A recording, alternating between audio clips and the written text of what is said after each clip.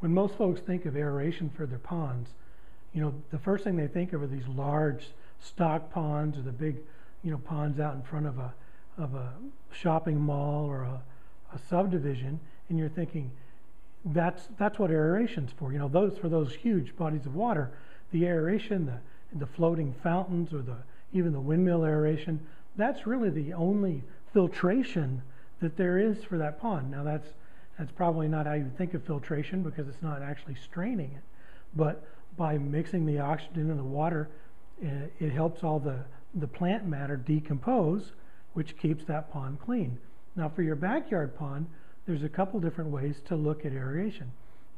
Most folks are thinking, they've ran into the situation where you went out in the middle of July or August and it's 100-something degrees and all your fish are just gasping at the top of the pond, and you're going, oh my gosh, what the heck? And now there's two things you can do for that. Well, actually there's more than that, but let's talk about the 2 or 3 things that are the quick and easy solutions for that. One would be to add an extra pump.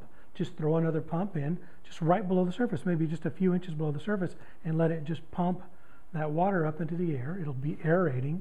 You get a little circulation going, get some more oxygen in there, save your fish. You could, more oxygenating plants normally works, but sometimes you get too many plants, and the cycles at night where they're not producing oxygen can kind of hurt, your fish. So you got to be careful with just depending on plants alone, or you could add some kind of aeration to your pond.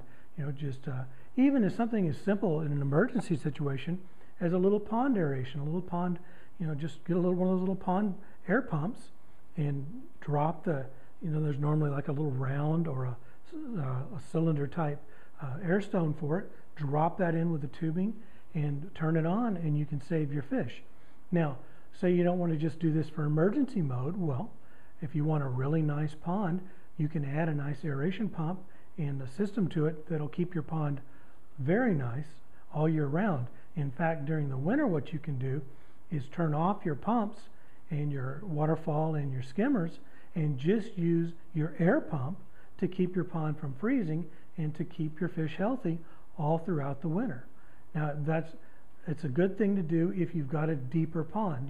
A lot of the pond kits now, they advertise that they're 2 or 3 foot deep ponds, and a lot of us want a deeper pond.